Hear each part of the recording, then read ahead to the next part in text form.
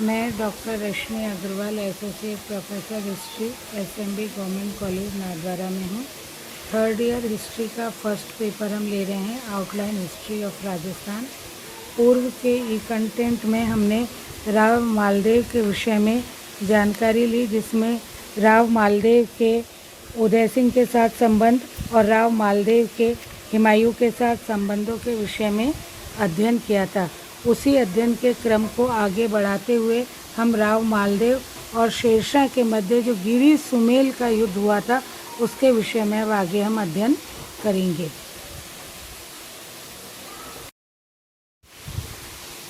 गिरी सुमेल के युद्ध का अध्ययन करने से पूर्व मैं आपको मारवाड़ रियासत के विषय में कुछ जानकारियाँ दे रही हूँ। वर्तमान जोधपुर को मारवाड़ राज्य कहते हैं। इसके संस्थापक राठौड़ शासक थे।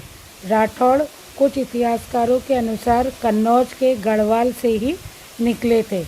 ये कन्नौज के ही शासक थे। जब कन्नौज पर तुर्कियों ने आधिपत्य स्थापित कर लिया तो ये मारवाड़ की ओर आ गए व मारवाड़ राज्य की इन्होंने स्थापना की थी। मारवाड़ क्षेत्र में प्राचीन काल में आभीर जाति के लोग रहा करते थे। इसका उल्लेख हमें घटियाल अभिलेख में मिलता है।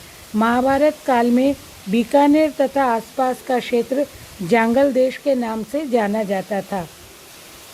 लगभग 7वीं शताब्दी में यह क्षेत्र हरिश्चंद्र एवं रानी भद्रा के पुत्रों के अधीन रहा था, जो प्रतिहार वंश से संबंधित माने जाते थे।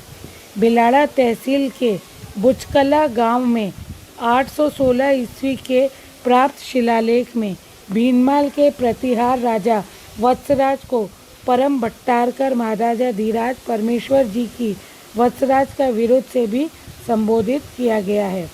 इस क्षेत्र के परमार शासक धरणी वराह ने मारवाड़ को विजय करके इसके 9 किले, जिन्हें 9 कोट कहा जाता है, अपने भाइयों में बांट दिए थे।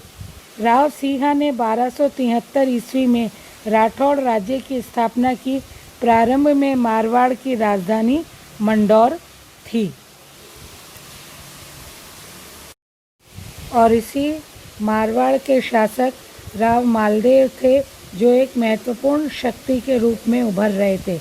उसके द्वारा शीघ्रता से नागौर, मेड़ता, अजमेर, जालौर, भद्राजून, सिवाना, बीकानेर आदि पर अधिकार करने से उसके राज्य की सीमा एक तरफ तो गुजरात से और दूसरी तरफ दिल्ली के साम्राज्य से टकराने लगी थी।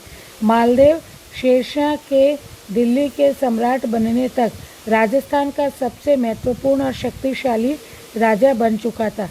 शेरशाह किसी भी राजपूत राजा की बढ़ती हुई शक्ति को देखकर अपने लिए खतरा मोल लेना नहीं चाहता था, क्योंकि मालदेव ने भागते हुए हुमायूं को आमंत्रित कर एक बार शेरशाह की शक्ति को चुनौती देने का प्रयास किया था। यद्यपि बाद में शेरशाह की शक्ति के यथार्थ को देखकर उसने हुमायूं को न तो सहायता दी थी और न ही शेरशाह की इच्छा अनुसार हुमायूं को कैद करने का प्रयत्न भी किया था।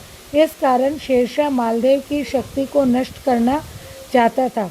जब मालदेव ने बीकानेर और मेड़ता को जीत लिया तो वहाँ के शासक बीकानेर के राव कल्याणमल और मेड़ता के वीरमदेव शेरशाह के दरबार में अपने अपने राज्यों को पुनः प्राप्त करने हेतु पहुँचे और मालदेव के विरुद्ध शेरशाह से सहायता मांगी। शेरशाह तो पहले ही मौके के इंतजार में बैठा था। राजपूतों की इस पारस्परिक फूट का लाभ उठाते हुए उसने करीब 80,000 सैनिकों की एक सेना तैयार की और मारवाड़ की विजय हेतु वो निकल पड़ा। शेरशाह के आगमन का मालूम होने पर भी मालदेव ने अपनी 40,000 सैनिकों की सेना लेकर शेरशाह से मुकाबला करने के लिए निकल पड़ा। दोनों की सेनाएं एक दूसरे का सामना किए बिना जैतारण के समीप सुमेल या गिरी नामक स्थान पर करीब 2 माह तक पड़ी रही। शेरशाह को इस समय भारी कठिनाइयों का सामना करना पड़ा था।